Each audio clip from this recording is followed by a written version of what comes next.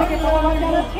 মোস্তফা কামাল সহ আরো যাদেরকে এই মামলার আসামি করা হয়েছে তাদের দুটো মামলা থেকে বাতিল করে এবং তাদের সম্মানের জায়গা ঠিক রাখার জন্য একজন রাজনৈতিক কর্মীকে আহত মিথ্যা মামলা দিয়ে তাকে অসম্মান করার কোন অধিকার আপনাদের কারণে।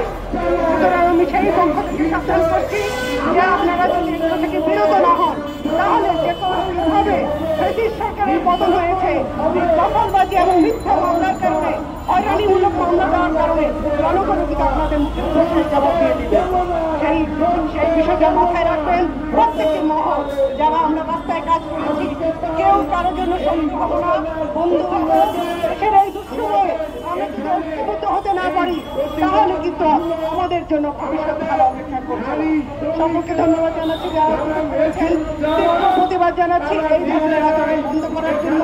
অন্তর্বর্তীকালীন সরকারের সুদৃষ্টি কামনা করছি এবং তাদের আশু পদক্ষেপ দেখবার আশায় রইলাম। ভবিষ্যতে রাজপথেই আপনাদের সাথে দেখা হবে যদি আপনারা কোনো ব্যবস্থা না নেন। ধন্যবাদ সকলকে।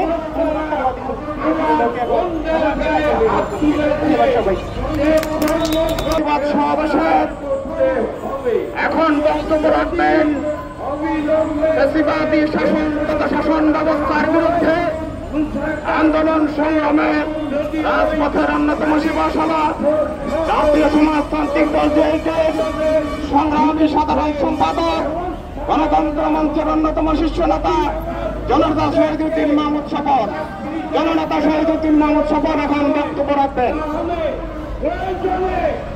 সংগ্রামী সাথী বন্ধুরা, আমাদের নেতা, আমাদের কেন্দ্রীয় কমিটির অন্যতম সাংগঠনিক সম্পাদক মোহাম্মদ মোস্তফা কামাল জুয়েল সহ আমাদের একাধিক নেতা কর্মীদেরকে ফ্যাসিস্ট স্বৈর শাসন বা স্বৈরাচার পালিয়ে যাওয়ার পর তারা যে জনগণের উপরে হত্যাকাণ্ড চালিয়েছিল তাদের নির্দেশে রাজপথে জুলাই আগস্টে ছাত্র জনতার উপরে যে নির্মম ভাবে হত্যা করা হয়েছিল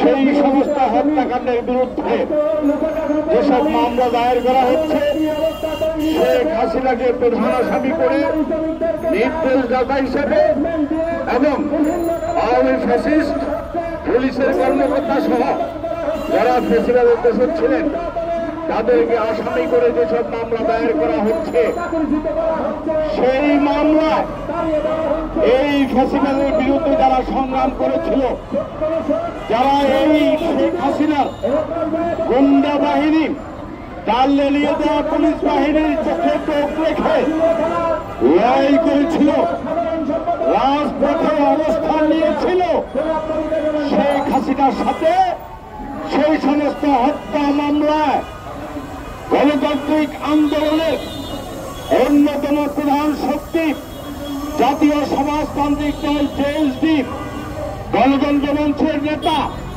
জনাব মোস্তফা কামাল সহ অন্য নেতৃবৃন্দকে সেই একই মামলায় তারা আসামি করছে। আজকে আমরা ধিক্কার জানাতে চাই, আমরা ঘেন্না জানাতে চাই যারা ফ্যাসিস্টকে উৎখাত করবার